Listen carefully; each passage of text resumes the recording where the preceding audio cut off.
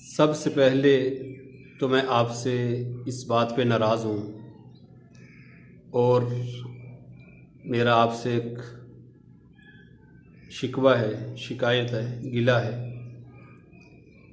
वो क्या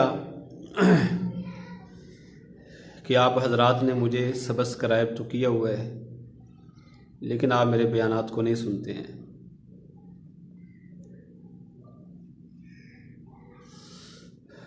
ये आपका शुक्रिया, मैं आपका शुक्रगुज़ार हूँ कि आपने मुझे सब्सक्राइब किया। अल्लाह ताला आप हजरात को दीन पर चलने की तौफीक अता फरमाए। लेकिन मेरे दोस्तों और अज़ीज़ों, मेरी वीडियो को सुना करो, बयानात को सुना करो, ताकि ये आगे चले काम दीन का। याद रखना कि इस चैनल को सिर्फ़ और सिर्फ इस वजह से बनाया गया है कि लोगों तक दीन पहुँचे, दीन की बातें पहुँचे। आप सोचते होंगे कि ऐसी बातें, ऐसे मसले। भाई बात ये है कि ये भी तो दीन के मसले ही हैं ना, ये भी तो दीन के मसले ही हैं ना। जैसे नमाज रोज़े के मसले हैं, वैसे ये भी मसले हैं। लेकिन आज हमने एक अजीब ज़हन बना रखा है। हमने दीन को दो हिस्सों में तकसीम किया हुआ है, दीनी मसलों को दो हिस्सों में, एक अच्छे मसले, एक गंदे मसले। अल्लाह ताला हमें मुआफ़ फरमाए। अच्छे मसले जी, वो मैंने वज़ू किया या मैंने गुस्ल किया, उसमें जो है ना, मैंने पहले वज़ू नहीं किया, गुस्ल में पहले वज़ू नहीं किया, तो ये मसला कैसे? ये तो हो गया अच्छा मसला हमारे ज़हन के मुताबिक। और अगर कोई मसलन ये पूछता है कि जी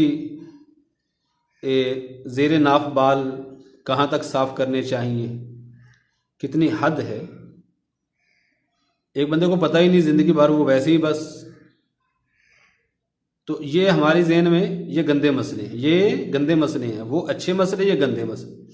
अच्छा, जो वो नमाज वाला, वज़ू वाला मसला, गुस्ल वाला मसला बताया, वो अच्छा मौलवी है, और ये जो है ये गंदा मौलवी है, गंदा है और बहुत बुरा है, बहुत ऐसे है। हम अपने जहन को साफ़ रखें, अपने जहन को साफ़ करें, जहन को साफ़ करें हम सबसे पहले तो, ठीक है। जब हम जहन को साफ़ कर लेंगे ना, फिर हमें दीन नज़र आएगा, फिर हमें इस्लाम नज़र आएगा।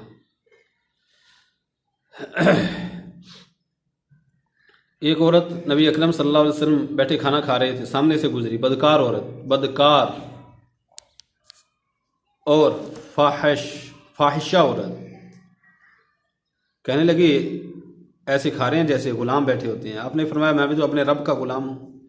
कहने लगी अकेले अकेले बैठे खा रहे हैं। आपने फरमाया आ जाओ तुम भी खा लो, आ जाओ तुम भी खा लो। वो साथ बैठ गई। कहने लगी वो खाऊंगी जो आपके मुंह में है। आपने मुंह में से निवाला निकाल के उसके मुंह में डाल दिया। जैसे उसके मुंह में डाला, उसके अंदर ऐसी शर्म हया आई, ऐसी आई कि वो अल्लाह की वलिया बन गई, ज़माने की वलिया बन गई। मेरे जैसा कोई मौलवी होता, कोई औरत आके कि जी जो आपके मुंह में है वो आप मुझे खिला दें, मेरा ये ख्याल है कि इधर से उसके मुंह पे ऐसा थप्पड़ लगता कि वो ज़िंदगी भर दोबारा जो है ना ऐसे आती ना किसी के सामने। सिर्फ टोपी दाखिल करने से, याद रखना ये मसला, सिर्फ टोपी दाखिल करने से गुस्ल फ़र्ज हो जाएगा। अगर इससे आगे भी दाखिल ना किया फिर भी गुस्ल फ़र्ज हो जाएगा। अगर टोपी में भी सिर्फ थोड़ी सी टोपी दाखिल की तो फिर गुस्ल फ़र्ज नहीं होगा। पूरी दाखिल कर दी फिर गुस्ल फ़र्ज हो जाएगा। और ये दीन का एक मसला है। अगर मनी ना भी निकली तो फिर भी गुस्ल फ़र्ज हो जाएगा। मनी निकल आई फिर भी गुस्ल फ़र्ज हो जाएगा। यानी मतलब ये है कि सिर्फ टोपी अंदर दाखिल करने से गुस्ल फ़र्ज हो जाएगा। मनी निकले ना निकले जो भी हो।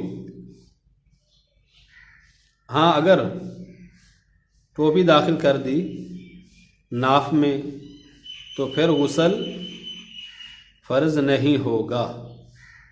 ये मसला अच्छे तरीके से समझ लें।